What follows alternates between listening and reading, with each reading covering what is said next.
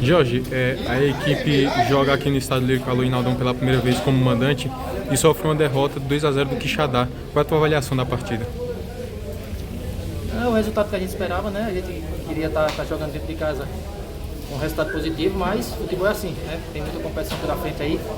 A gente sabe que é uma derrota que deixa a gente um pouco triste, mas a partir da manhã já tem que se preparar, já tem um clássico aí, um jogo muito difícil, né? Então vamos se preparar ao máximo aí para que a gente possa voltar a vencer dentro da competição, né? Em busca do objetivo maior, porque o primeiro passo é classificar, para depois a gente buscar o nosso objetivo, que é o acesso. Na nossa transmissão, o Haldson falou que a atuação da equipe no primeiro tempo foi praticamente juvenil. Você concorda com essa afirmação do jogador?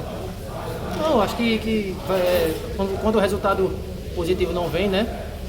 Claro que tem um erro, mas é um erro coletivo. Quando acerta, vai acertar todo mundo, né? Quando a gente erra, é um erro coletivo. Então, ver o que a gente errou, para que durante a semana a gente vai consertar aí, vai melhorar, para que durante o clássico a gente possa sair com um resultado positivo.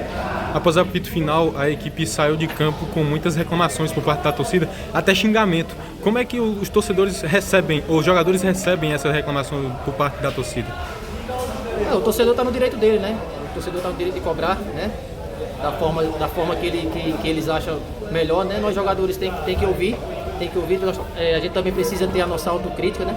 Saber que não foi um bom jogo, quando o resultado positivo não vem, vai vir as críticas, a gente tem que ouvir, se fechar cada vez mais, trabalhar para que no próximo jogo a gente possa buscar o resultado. Mas diante das críticas do torcedor, faz parte, né? O torcedor quer ver sempre a equipe jogando bem, vencendo, como a gente também quer.